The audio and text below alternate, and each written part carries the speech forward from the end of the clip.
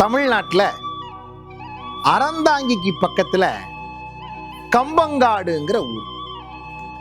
அந்த கம்பங்காடுங்கிற ஊர்ல ஒரு அண்ணனும் தங்கச்சியும் பாத்தீங்கன்னா அற்புதமான கலைஞர்கள். அவ்வளவு அற்புதமான கலைஞர். அவங்க நாடகம் நடத்தினா உட்கார்ந்து பார்க்கிறவங்க அப்படியே சிரிப்பாங்க, மகிழ்ச்சி அடைவாங்க, கைதட்டுவாங்க, பாராட்டுவாங்க. அவ்வளவு பெரிய நாடகம். அதுல ரொம்ப குறிப்பான விஷயம் என்னன்னா, அண்ணன் ஒரு அற்புதமான கலைஞர், தங்கை ஸ்திரீ பாட்டுன்னு சொல்லுவாங்க இல்லையா, அந்த பெண் வேடம் விட்டு வரக்கூடிய ஒரு அழகு மிகுந்த ஒரு மெல்லியல் ஆள். இந்த அம்பாளுடைய அழகை வர்ணிக்க முடியாது பாருங்க. அது மாதிரி அப்படி ஒரு அழகு.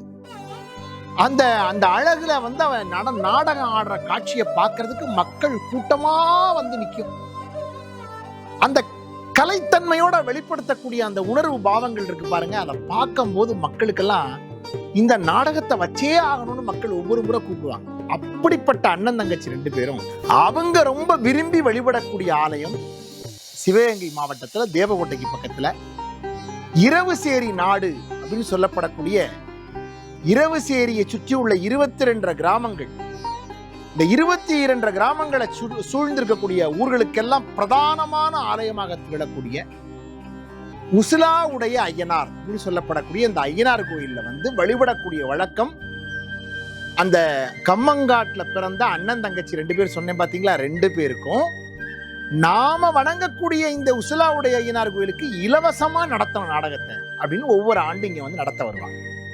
அப்படி நடத்த இங்க வர்ற போது அந்த அற்புதமான அந்த நாடகம் நடைபெறக்கூடிய சூழல் உருவாயிருச்சு. மக்கள் எல்லாம் வெள்ளமா கூடியிருக்காங்க. அண்ணன் தங்கை ரெண்டு பேருடைய நாடகம். அப்ப அந்த அண்ணனுடைய நாடகத்தை பார்க்கறதுக்கு மக்கள் கூடி நிக்குது. இந்த தங்கை இருக்கா பாத்தீங்களா, இப்பதான் அவ பேரை சொல்ல போறேன். அவ சிரிச்சா முத்து உதிரும், அவ பார்த்தா முத்து உதிரும். ஆனா முத்து பெரிய நாயகிங்கிறது அவளுடைய பேரு. அந்த முத்து பெரிய நாயகி இருக்காளே, அவ நாடகத்துக்கு நடிக்க போறான்னு மக்கள் கூடி நிக்கிறாங்க. நாடகம் நடக்குது. இந்த கோமாளின்னு சொல்லப்படக்கூடிய அந்த நாரதர் வேஷமிட்டு வரக்கூடியவர், இந்த கோமாளி வேஷமிட்டு வரக்கூடியவர்லாம் வந்து நாடகத்தை வந்து அப்படியே மக்களை மகிழ்விக்கிறாங்க. இப்ப வந்து அடுத்த கட்டமா அந்த இடத்துல ஸ்திரீ பாட் அப்படின்னு வரக்கூடிய அந்த கூத்தாடியாக வரக்கூடிய நிலையில அந்த முத்துப்பெரிய நாயகிங்கிறவ அந்த இடத்துல வந்து நாடகத்தை நடிச்சு காட்ட வரணும். மக்கள் ஆர்வமா இருக்காங்க. நேரம் ஆயிக்கிட்டே போகுது, தாமதமாகுது.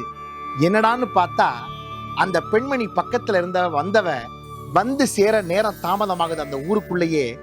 அப்ப பக்கத்துல வந்து மேடைக்கு பக்கத்துல வரும்போது வேடம் அணிந்து வந்தவள் கொஞ்சம் அந்த வேடத்துல கொஞ்சம் அலங்கோலமான வேடத்தோட மேடைக்கு பக்கத்துல வந்து நடிக்க வரும்போது தன்னுடைய கூட பிறந்த அண்ணன் மக்கள் எல்லாம் ஒண்ணு கூடி நிக்கிறாங்களே, இவ்வளவு தாமதமா வந்து எங்களை எல்லாம் அவ்வளவு தூரத்துக்கு அவசரப்படுத்திட்டியே, எங்க போன நீ, யார் கூட என்ன நீ பண்ணுனேங்கிற வார்த்தைய கொஞ்சம் சுடு சொல்லால அண்ணன் கேட்டார். அந்த வார்த்தை பொறுக்காத அந்த நாயகி, ஆகா இப்படி அண்ணன் ஒரு கேள்வி கேட்டாலேன்னு தயங்கி மயங்கி போனவ அப்படியே அந்த மேடையில இருந்து வந்து பக்கத்துல மதி இழந்து வந்தாளாம். இன்னைக்கு அந்த இடத்துல மதி இழந்தைன்னு ஒரு இடம் இருக்கு கோயிலுக்கு பக்கத்துல. மதி இழந்தாயின்னு சொல்லி ஒரு இடம், மதி இழந்தைன்னு மேடை இன்னைக்கு இங்க கும்பாபிஷேகம் போய் பாடிச்சு. மதி இழந்தைன்னு ஒரு இடத்துக்கு வந்து அம்பாள் அந்த இடத்துல மதி இழந்த மாதிரி நின்று அந்த நிமிஷத்திலேயே மூச்சை அப்படியே தானே நிறுத்தி கொண்டு இறைவனோடு இரண்டர கலந்து சமாதியான நிலைக்கு சென்றாளாம்.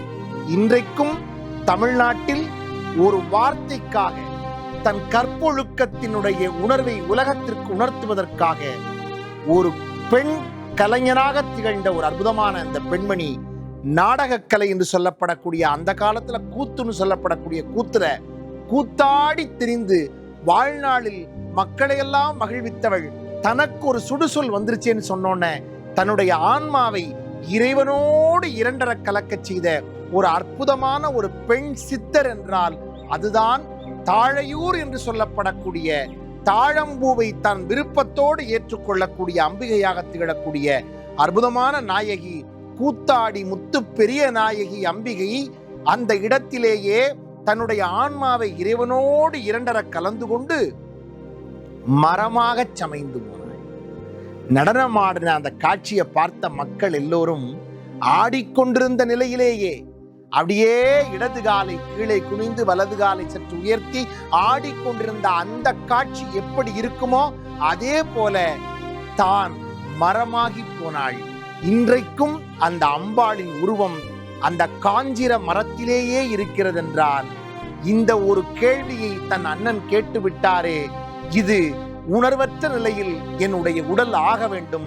இந்த உணர்வை வைத்துத்தானே அண்ணன் ஒரு கேள்வி கேட்டார். அந்த உணர்வே அற்று போக வேண்டும் என்று அண்ணன் கேட்ட கேள்விக்காக மரமாகி போன அந்த மங்கை இன்றைக்கும் மக்கள் அத்துணை பேருக்கும் வரமாக அள்ளி தருகிறாள் என்றால், அவள் மரமாக இருந்தாலும் வேண்டி வருவோர்க்கு வரமாக அள்ளி தருகின்ற நாயகியாக, கூத்தாடி முத்து பெரிய நாயகியாக, மரம் என்று சொல்லப்படக்கூடிய தாரு என்று சொல்லப்படக்கூடிய தாரு ரூபத்திலேயே அந்த அம்பிகை, காஞ்சிர மரம் என்று சொல்லப்படக்கூடிய மரத்தின் ரூபத்திலேயே அந்த அம்பிகை திகழ்கிறாள். இந்த காட்சியை அன்னைக்கு அந்த கூத்து பார்த்த மக்கள் எல்லோரும் பார்த்துட்டு வியந்து போய் அந்த இடத்துல ஐயனார் கோவில், அவர் தான் உசிலாவுடைய ஐயனார், அவர் அசரீரியா ஒலித்தாராம் அந்த இடத்துல. இவள் காளியின் உருவம், இவள் அம்பிகையினுடைய உருவம். நின்றும் இருந்தும் கிடந்தும் நடந்தும் நினைப்பது உன்னை, என்றும் வணங்குவது உன்மலர் தாழ் என்று கொண்டாடுகிற அந்த அம்பிகை ஆடிக்கொண்டிருந்த அந்த தாழ் பாதம் இருக்கே, அந்த திருப்பாதத்தை அவ எடுத்து ஆடின இடம் காளியினுடைய உருவமா இங்க வந்து ஆடி இருக்கிறார் அந்த அம்பிகை. ஆகையினால இவ சாதாரண மனுஷி இல்ல, இவ தெய்வமே இங்க வந்து ஆடின மாதிரின்னு ஐயனார் அசரீரியாக ஒருவர் வந்து சொல்ல, அந்த இடத்தில் இவருக்கு ஐயனாரை சொன்னாரா நேரடியா, பிரதானமாக அவளை கொண்டாடுங்கள் என்று. ஆகையினாலேதான் உசிலா உடைய ஐயனார் என்று சொல்லப்படக்கூடிய இந்த ஆலயத்தில் கூத்தாடி முத்துப்பெரியனாகிய ஆலயம் என்கிற பெயர் இன்றைக்கு மிக பிரபலமாக வழங்கி வருகிறது. என்றால் ஆதி வெள்ளமாக வந்து ஒவ்வொரு சனி புதன் கிழமைகளில் அந்த அம்பிகையினுடைய திருவடியை தொழுது, மற்ற எல்லா நாட்களிலும் அம்பிகையை வேண்டிய நேரத்திலே வந்து தொழுது அந்த அம்பிகையின் திருவடி பெற்று அடைகிறார்கள் என்றால், மனிதனாக வாழ்ந்தவர்களும் தெய்வமாக மாறலாம் என்று வாழ்ந்து காட்டிய மனித புனிதர்தான் தாழையூர் கூத்தாடி முத்துப்பெரியனாகிய அம்பிகை. என்ன நேயர்களே, அருள் வாய்ந்த தாழையூர் கூத்தாடி முத்துப்பெரியனாகிய ஆலயத்தினுடைய அந்த ஸ்தல புராணத்தை எல்லாம் கேட்டீங்களா? இந்த கதைகள் எல்லாம் கேட்டு ரொம்ப ஆச்சரியப்பட்டிருப்பீங்கன்னு நினைக்கிறோம். அடுத்த அற்புதமான ஆலயத்தினுடைய வரலாறோடு உங்களை விரைவில் சந்திக்கிறோம். நன்றி, வணக்கம்.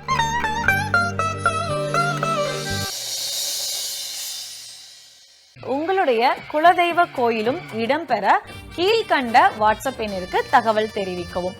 மீண்டும் ஒரு நிகழ்ச்சியில் உங்களை வந்து சந்திக்கிறேன். நன்றி, வணக்கம்.